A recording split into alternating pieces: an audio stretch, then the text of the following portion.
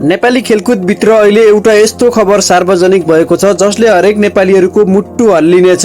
देशका लागि स्वर्ण पदक जित्ने, राष्ट्रको झण्डा काँधमा बोकेर अन्तर्राष्ट्रिय मञ्चमा नेपालको नाम चिनाउने हाम्रा छोरीहरू नै आफ्नै खेलकुद संरचना भित्र असुरक्षित भएको गम्भीर विवरण सार्वजनिक भएको छ। यो कुरा सामान्य होइन, यो सुनेर चुप लागेर बस्ने विषय पनि होइन। National association for sport health and fitness नेपालबाट सार्वजनिक भएको विवरण अनुसार 276 जना खेलाडीमाथि गरिएको अध्ययनमा महिला खेलाडीहरूले प्रशिक्षण, प्रतियोगिता तथा खेलाडी छनौटका क्रममा यौनजन्य दुर्व्यवहार र मानसिक उत्पीडन भोग्नु परेको उल्लेख गरिएको छ। सार्वजनिक विवरण अनुसार तल उल्लेख गरिएको छ, भिडियोलाई पौज गरेर हेर्नुहोस्। एकछिन सोच्नुहोस् त, देशका लागि खेल्ने छोरीहरू नै यदि खेलकुद भित्र सुरक्षित छैनन् भने हामीले कस्तो खेलकुद संरचना बनाइरहेका छौं। यदि यी तथ्याङ्क सही हुन् भने यो अत्यन्त गम्भीर अपराधको विषय हो। प्रशिक्षक होस्, व्यवस्थापक होस्, पदाधिकारी होस्, दोषी जोसुकै होस्, निष्पक्ष छानबिन होस्। आवश्यक परे तत्काल जिम्मेवारीबाट अलग गरियोस् र दोष प्रमाणित भए कानूनको कठघरामा उभ्याइयोस्। यदि यी सार्वजनिक भएका तथ्याङ्क गलत हुन्, तोडमोड गरिएका हुन् वा आधारित रूपमा फैलाइएका हुन् भने त्यो पनि उत्तिकै गम्भीर अपराध हो, किनभने महिला खेलाडीहरूको पीडालाई सनसनी बनाउने अधिकार कसैलाई छैन।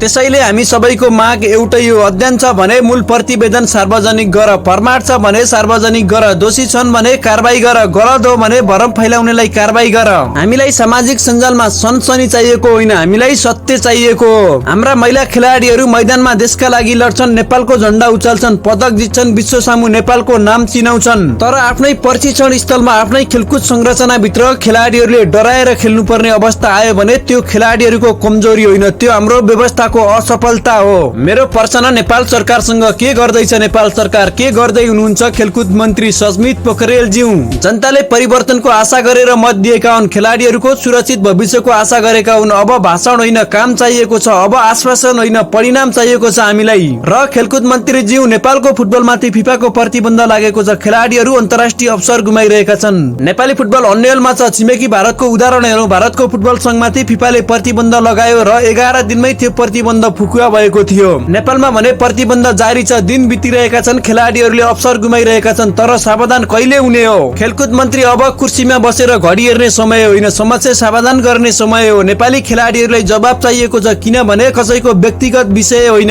यो नेपालको झण्डाको विषय हो, यो नेपाली खेलाडीहरूको भविष्यको विषय हो, यो नेपाली खेलकुदको अस्तित्वको विषय हो। त्यसैले आज आवाज एउटै हुनुपर्छ, सत्य बाहिर ल्याउँ, दोषीलाई कारबाही गरौँ, निर्दोषमाथि अन्याय नगरौँ र नेपाली खेलाडीहरूलाई सुरक्षित वातावरण दिउँ। महिला खेलाडीहरूको सुरक्षामा सम्झौता हुँदैन, खेलाडीको सम्मानमा सम्झौता हुँदैन भने नेपाली खेलकुदको भविष्यसँग अब खेलाची गर्ने समय पनि छैन। अब नेपाली खेलकुदको भविष्यसँग खेलबाड नगरौँ। धन्यवाद।